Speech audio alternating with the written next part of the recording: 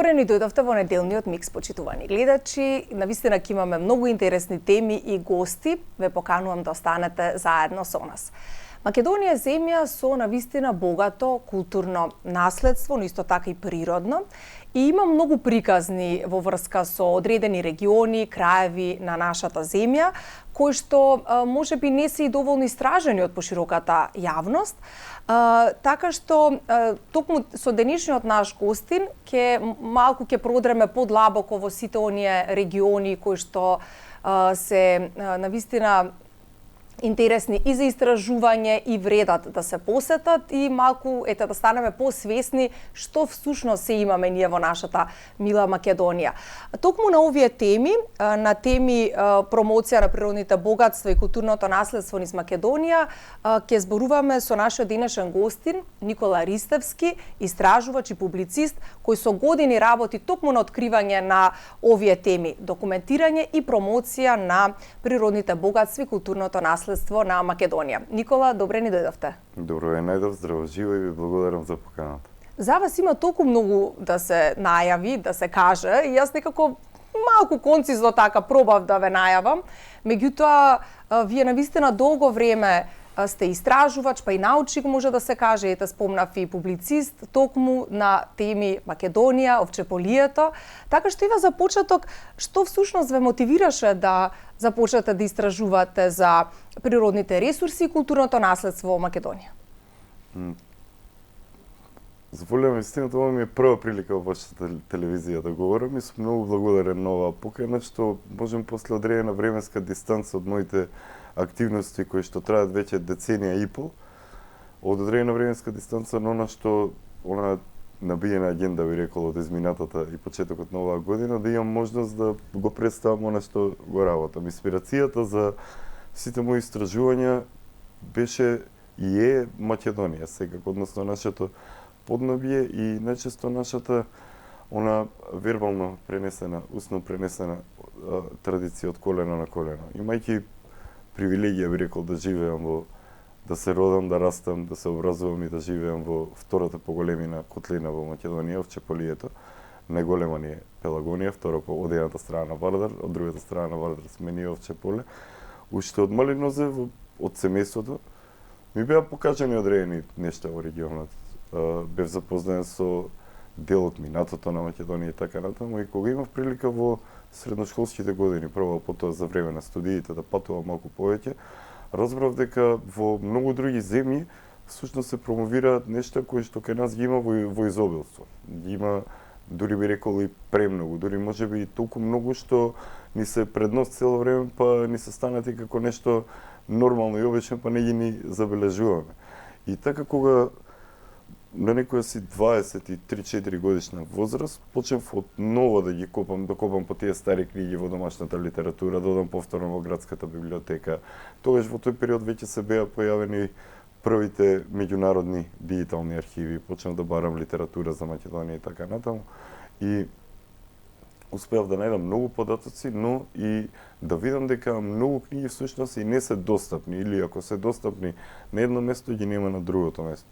И така тоа почина со собирање на литература, со читање книги, продолжи со научни истражувања, контакти и соработка со меѓународни научни организации, за да стигнеме до таму каде што сме денес, односно Овчеполе успеав, мојот роден крај Овчеполието и градот Свети Николе, или единствениот град со име на светот во Македонија, Свети Никола, успеав да ги поставам, би рекол, на мапата не само на Балканот, туку и на Европа и пошироко, преку промоција на балкански телевизии, па и на History Channel, и не само преку медиумска промоција, туку и преку документарните филмови кои што ги имам направено со продукција, мојата продукција Аристон во минатото, како и преку повеќето изданија што ги имам објавено. Но, како би рекол, воопштување на сето ова е мојата работа за промоција на туристичкиот потенцијал, всушност, бидејќи сите природни ресурси и културно наследство што ги имаме се всушност огромен туристички потенцијал, со тој економски потенцијал за државата. Па така, уште еднаш ќе речем, по една временска дистанца од многу гостувања во Хрватска, особено минатата и оваа година, драго ми е после повеќе од една година на национална телевизија во Македонија да можам да проговорам повеќе за оваа работа. И мене ми е исклучително задоволство и чест, затоа што буквално има толку многу да се зборува токму на оваа тема. Колку всушност има работи кои што не се доистражени и документирани во Македонија? Кога станува збор токму незините природни богатства и култура? Слободно би рекол дека со ова темпо, со овие човечки ресурси со кои што располагаме како држава, ни требаат уште генерации и генерации работа за да доистражиме што има под нашето тло. И мој став е од, пример, пред 10 години не размислува вака.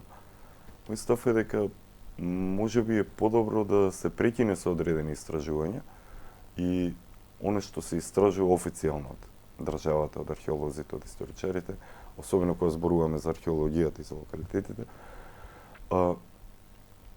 да се обрне внимание на места кои што се може да се вградат во македонскиот бренд. Бидејќи ние сме далеку од она брендирање наше како туристичка дестинација. Многу сме далеку од тоа. И доколку ние имаме малку поотворен пристап кон она што го имаме, би можеле да го представиме тоа на многу прво транспарентен начин, а потоа и да се грижиме многу повеќе за тоа наследство. Пример, зашто го говорам ова за подобро да се концентрира на неколку места. Пример, локалитетот на Ридот градиште до селото Кнежи во Свети Николе, каде што се претпоставува дека се наоѓа античкиот град Била Зора или Бела Зора, каде што тој убициран уште 1976 дека постои тој локалитет. Имало истражување во 80-тите, во 90-тите, десетина години македонски од САД и од цел свет археолози истражуваа таму. Па беше проектот национален интерес, капитален проект на владата. Па децении се работи на тој локалитет, а уште светлосни години би рекол далеку од локалитетите такви во соседните земји, на пример. Светлосни години во смисол на конзервација, заштита и соодветно представување и прикажување и овозможување на посетителите да видат и да научат повеќе работи.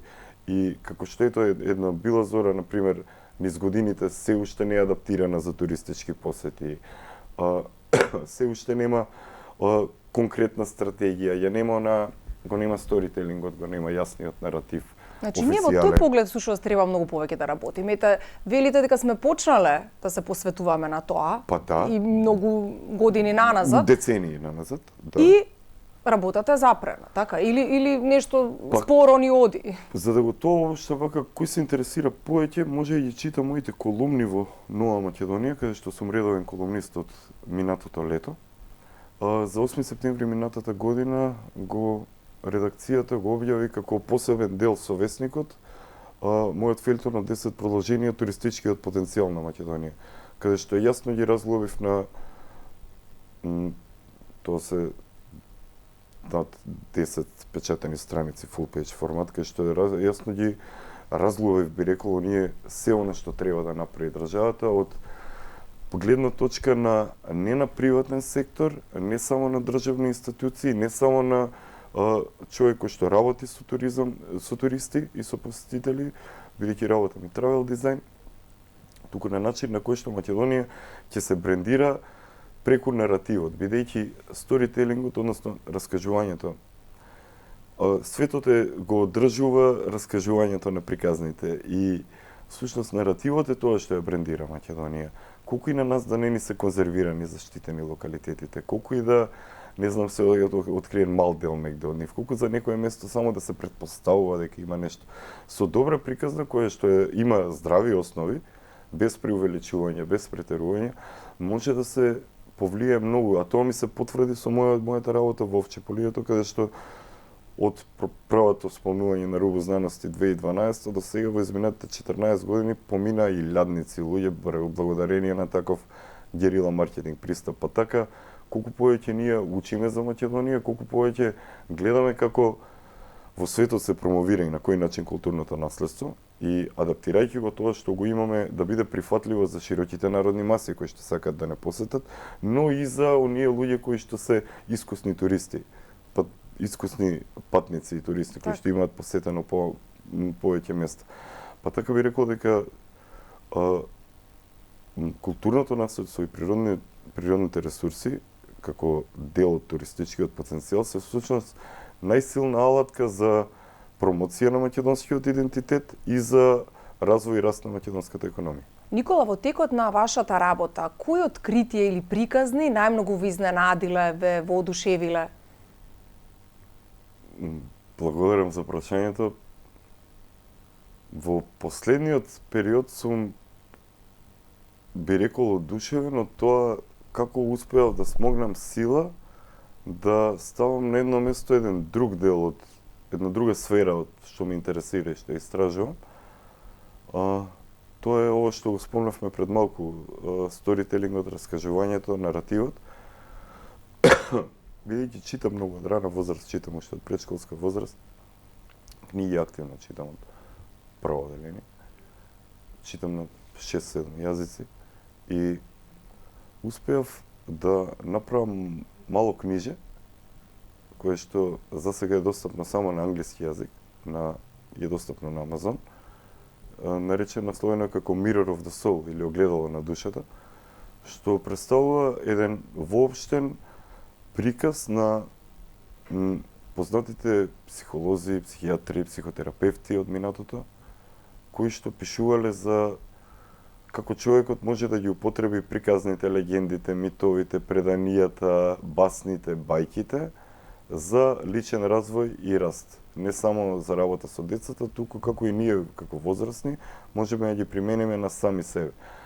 Па така, откривајќи дека во секој од нас има начин како да активираме таа скриена сила без да сме подлежни на вистинско преживување на траума, страв и така натаму, откривајќи дека преку тие стари преданија, басни, бајки, приказни, легенди, преку нивно читање и анализирање од денешен аспект, кога човек има доволна основа со ете би спомнал автори како Джозеф Кембел, Джеймс Фрейзер, Карл Густав Јунг, Мари фон Франц, Владимир Проп, така натаму,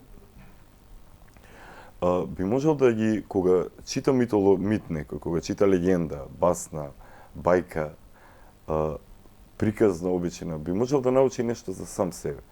И оно што ме фасцинира, за прв пат ова ќе го кажам јавно, истражувајќи ги тие стари приказни, пример, ги имам собрано се што е дигитализирано од соседните држави, од нашите преродбеници од 19 век, што објавиле во соседните држави, ги имам собрано сите тие преданија, басни легенди од дигитална форма, со песни, со патеписи, од автори како Джинот, Цепенков, Спространов, Матов,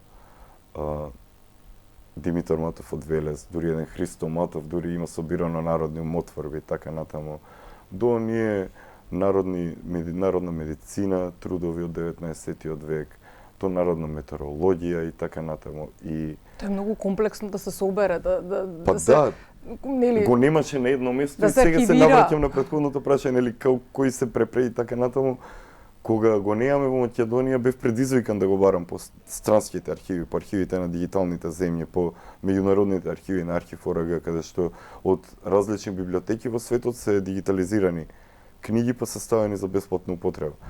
И сватив дека прв пат ова ќе го кажам јавно, дека во приказната од Марко Цепенков за Силен штркот, која што денови е многу актуелна периода со филмот, нели? Да. Што одново го оживува споменот на приказната. Тој всушност Марко Цепенков има кодирано многу стар мит, затоа што луѓето штркови всушност биле пелазгите, а пелазгите во старите митови се првите луѓе кои што биле по потопот, односно најстарите луѓе по потопот што бил 12.000 години таму пред нашата ера, потоа имало и други потопи и така натаму. И дека оно што го открив со анализа и со споредбена анализа компаративна, дека всушност во таа приказна Марко Цепенков ни остава кодирана порака не само за пелазгите, туку и за астрално патување, бидејќи што е патувањето на Силен друго, ако не е астрално патување, но и за некои други нешта кои што читателите ќе можат наскоро да ги читаат ексклузивно во мојата нова книга која што се подготвува за во Хрватска, за која што се надевам дека во иднина ќе се појави некој од поголемите издавачи во Македонија да ми понуди соработка, бидејќи и да не се појави онака ќе објавам сам, како преку мојата мала издавачка куќа, Но во таа книга еве се ова што ви го спомнав, што ме воодушевило кај Марко и таа приказната за штраковите, за луѓето штракови, за пелазгите. Тие штраковите се едни од ретките суштества кои што не ги оставаат своите старие, значи никогаш не ги оставаат, дури кога им паѓаат предувите, им носат од своите пердови за да не им биде студено. И таа грижа спрема повозрастните за повозрастните, ние кога погледнеме од денешна гледна точка и од тоа како ние живееме како општество, и од нашиот однос како генерации спрема повозрастните, спрема тоа што го знаеле, знаат, они што се уште живеат повозрастните, но и кон генерациите пред нас, ќе видиме дека сме избегали од патот. Дека како генерации сме многу далеку од она што ги водело и ги предизвикало да обстанат нашите предци. Живееме во времења кои што се многу полесни, за разлика од пред еден век, би рекол, со многу повеќе удобства, а колку повеќе се зголемуваат тие удобства, се намалува оној морален етички кодекс. Естетиката, за диаметрално различни што е прифатено, што се промовира, што се пушта во мејнстрим, со каква намера и така натаму. Така, огромна разлика, како што спомнавте, помеѓу тоа што било и тоа што е сега и до каде сме. Спомнавме дека сте публицист, и пишувате книги, ете ни спомнавте дека во најава е и објава на вашата најнова книга. Колку маркетингот и туризмот, од друга страна, може да помогнат да се оживе еден регион како Чеполи, Македонија? Вам тоа одлично ви оди спомнавте веќе од 2012 година, посебно кога гостувавте на хрватската телевизија во емисијата на Рубу знаности. Дали тогаш беше тој пресврт некако? Маркетингот како наука се постојано развива и јас сум магистар по маркетинг менеджмент, активно работам и сум соработник и на Меѓународниот славенски универзитет во Свети Николе, кој што е еден од моите најголеми поддржувачи во изминалите години за се што работам, односно промоција, книги, документарци и така натаму. И маркетингот како жива наука постојано се развива. Она што во Македонија е општо прифатено како маркетинг е многу далеко од тоа што многу назад од тоа докаде што има стигнато маркетиншката мисла. Бидејќи она што големиот Филип Котлер, например, со неговите маркетинг 5.0, 6.0, веќе 7.0 чекам да ми стигне книгата. Го кажува, Македонија е многу назад, односно маркетинг техниките кои што се применуваат кај нас како од приватни бизнеси во приватен сектор, така и на државно ниво за промовирање на националните вредности, стратегии и така натаму, се слободно можам да кажам деценија до две назад од она што всушност е науката сега, бидејќи тоа се повторно го поврзуваме со ова што го спомнавме порано, колку повеќе се фрактализира човечкото внимание, се намалува оној спен, колку имаме нели концентрација како колективно, колку е оној колективен IQ, просечен IQ се намалува толку рекламите, ви рекол, и оние маркетинг кампањи со многу по-примални, ниски пораки кои што влијаат на пониски вибрации во човечкиот мозок, аура и така натаму може да повлијаат. Ова што ми кажувате навистина поразително, мислам во однос на IQ-то видовме дека е се помал и помал според одредени истражувања. Нели кога станува збор Македонија? Грамотноста и писменоста општа и така кој е поврзано со дигиталната или онлайн писменоста. И онлайн писменоста и например, кој се интересира повеќе може да зирне едно од моите гостувања во Рубу знаности на темата окултен маркетинг, каде што баш го со господин Мишев го разглобуваме оној историја на маркетинг, на маркетиншка мисла до денешно време, до како се развива маркетингот, како ги употребува човечките импулси, како се стигматизирало женското тело во последните 7 децении за да се употребува за кампањи и така натаму, додека порано било тоа сосема различно.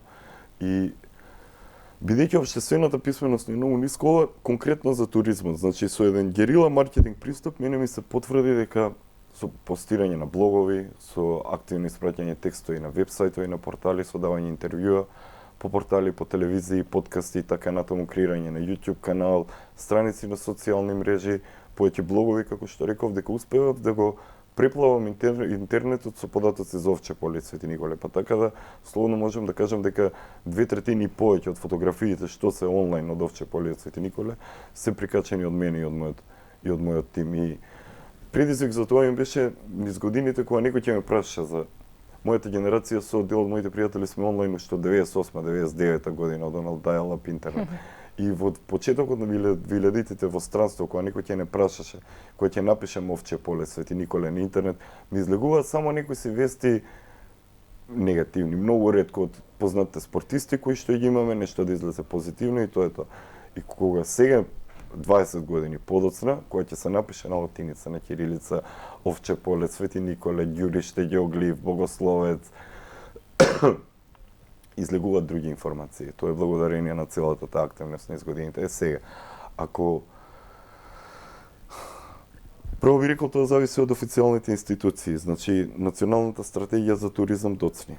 Нели лани се учи на Агенцијата за туризам, се направи Министерство за култура и за туризам. Но сето тоа е попусто кога, ево ќе речат, оние што ги милуваат да спомнуваат статистики и бројки, знаете се зголемува бројот на ноќевањата на посетителите во Македонија. Но ретко кој спомнува дека додека се зголемува бројот на посетителите, се намалува бројот на ноќевањата.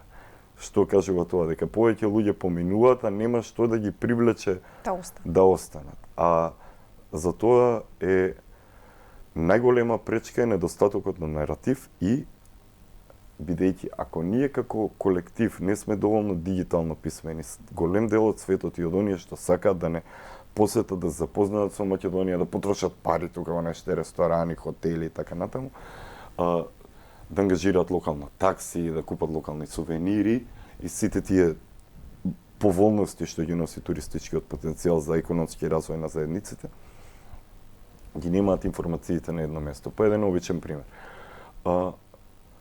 Кога ќе отвориме на Google, ќе видиме дека иако Google Street View поминал некаде, многу често таму каде што не поминал, тие фотографии се стари. Ќе видиме дека, ајде не приватен сектор, дека самите државни институции ги немаат апдейтирано своите податоци.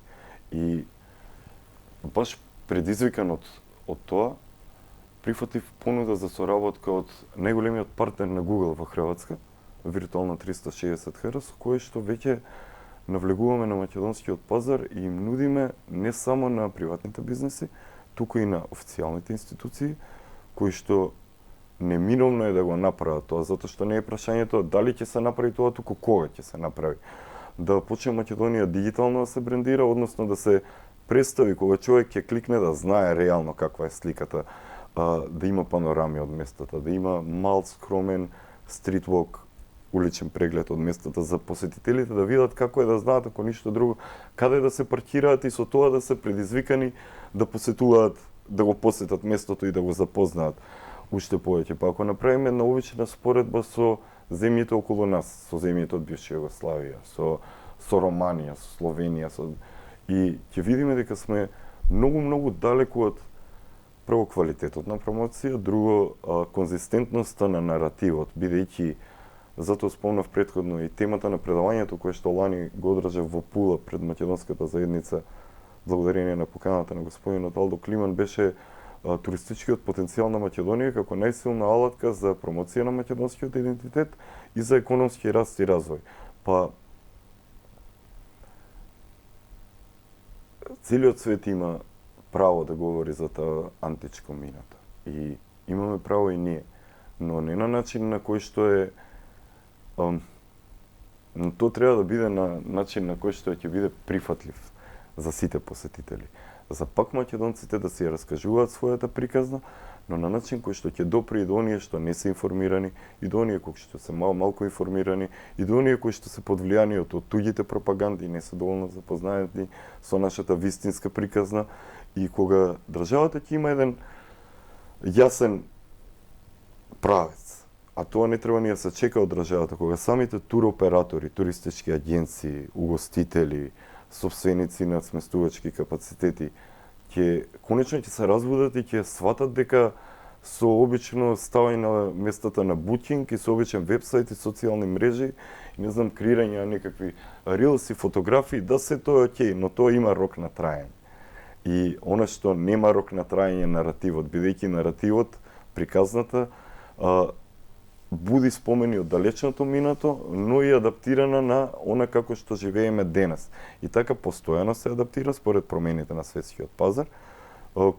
Пример, доколку сте ги погледнале пред ова интервју, дел од моите претходни интервјуа, па сте можеле да забележите како низ годините го менувам наративот, начинот на говорење, на раскажување и еве сега додека зборуваме. Нашиот јазик има прекрасен ритам и рима. Нашиот јазик си има оној словоред што го имаме во македонскиот јазик и кога јас сум забележал, бидејќи разбирам скоро сите славенски јазици, кога говорам на литературен македонски јазик, бавно, внимателно и концентрирано, и тие можат да ме разберат, многу голем дел од нив.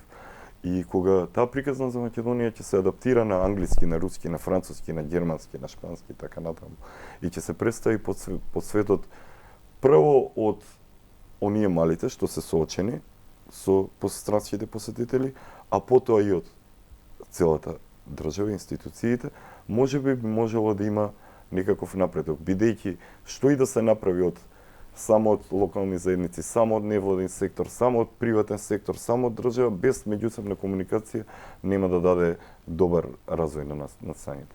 Се надам дека ова интервју малку ќе допре до сите нас помалку, нели, затоа што од сите нас зависи како ќе си ја промовираме државата, на кој начин, а очигледно според ова што го кажувате, потребна само малку повеќе стратегија, нели, и добра организација. Па во ерата на дигиталните медиуми, дали е потешко или полесно да се промовира културното наследство? Еве зборуваме за рилсови, за видеа, многу такви се појавуваат од разни краеви, наши преубави региони кои што ги имаме, но еве според вас.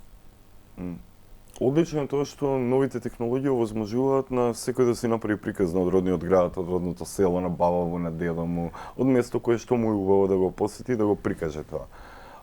Но тоа е убаво со модерната технологија, што не се тоа достапно да разменуваме информации.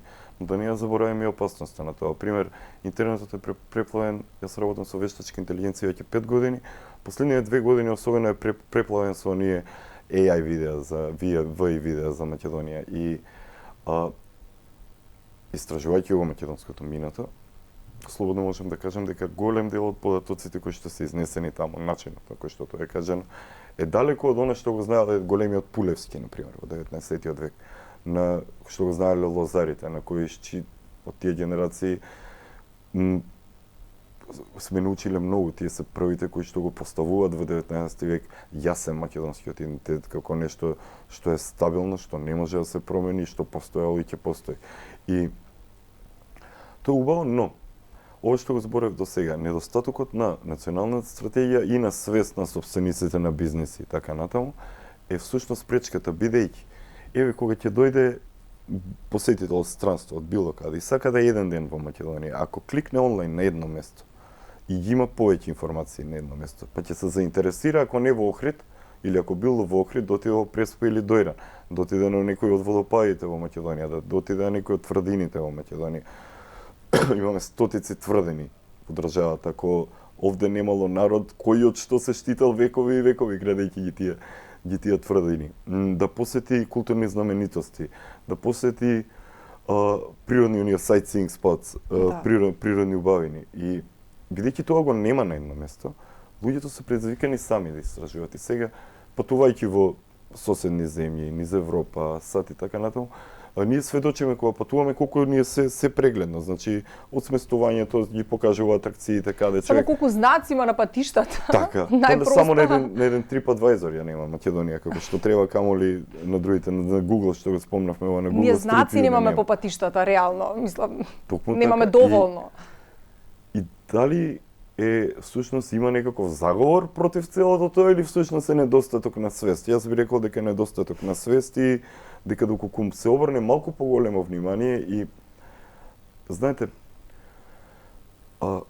приказната не може да се гледа еднострано. Пример, луѓето кои што се вработени во институциите, во бек офиси на оние големи туроператори, туристички агенции, за волја на вистината многу ретко го имаат постојаниот директен контакт со малото ресторанче во некое село, со малата етно куќа некаде, со некој бутик хотел, со може да се видат на некој семинар, на некоја конференција, значи го немаат она директно искуство што го имаат травел дизајнерите, што го имаат туристичките водечи. Па така колку повеќе ние комуницираме едни со други, без предрасуди, и колку повеќе се слушаме едни со други, ги разменуваме искуствата, толку подобро би можеле да се ја представиме нашата држава, со тоа да се предизвика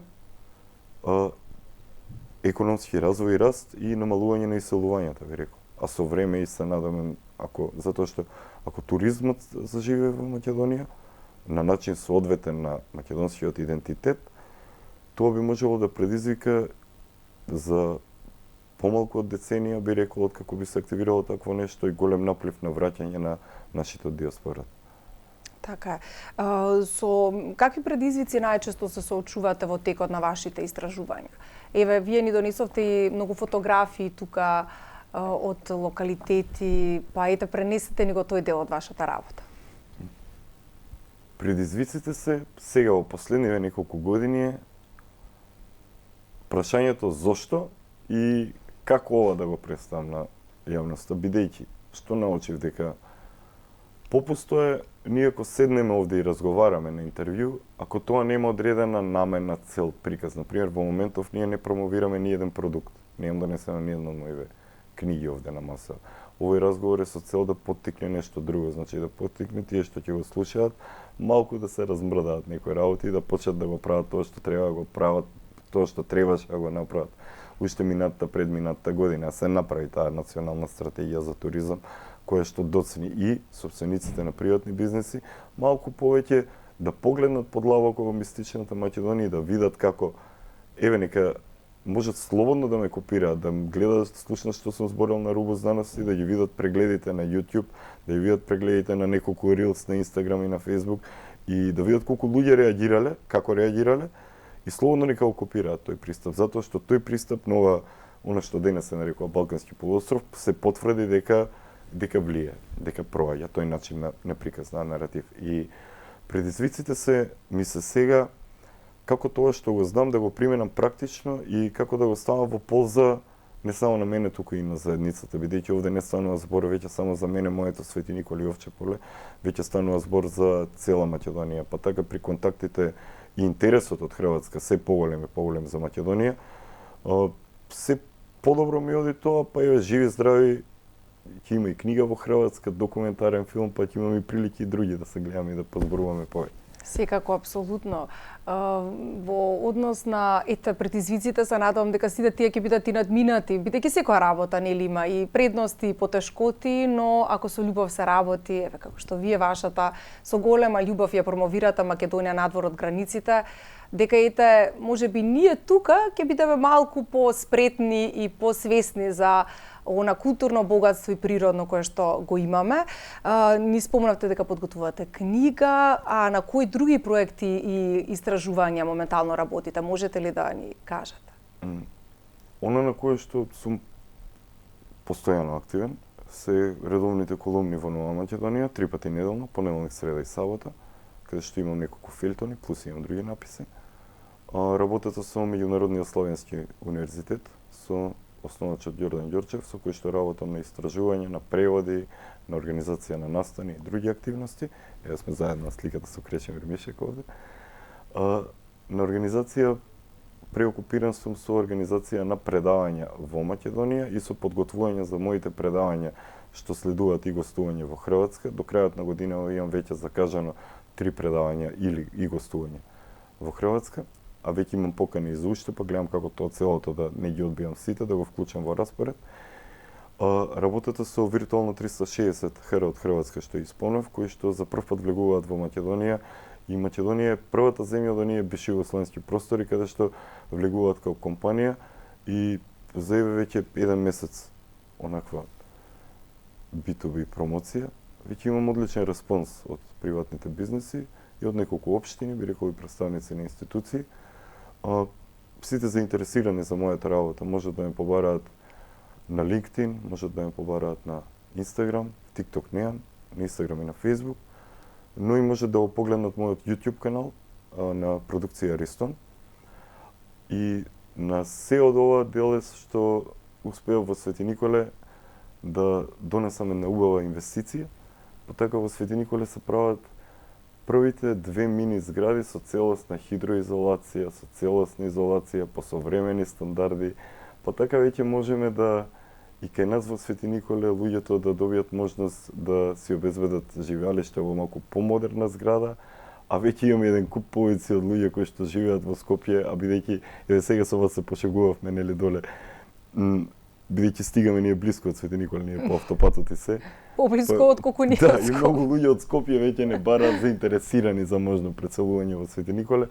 Па тоа ми е еден од главните приоритети во периодов на кој што работев минатите години активно, што веќе се манифестира и се гледа видливо, и на привлекување на уште инвестиции кои што ќе продолжат во недвижностите, туризмот и дигитализацијата. Никола, навистина ми беше задоволство да разговарам со вас. Ви благодарам за гостувањето. Ви благодарам и вам. Поздрав за сите гледачи. Истражете ја мистичната Македонија, затоа што многу генерации пред нас не успеале да ја доистражат, и на нас ни е краток животниот век. Па така да го потрошиме времето на она на кое што ги задржало нашите предци во животот, тоа е македонското културно наследство. Ви благодарам. Така, почитувани гледачи, Никола Риставски беше дел денеска од неделниот микс, истражувач и публицист. Останете заедно со нас, се враќаме за кратко.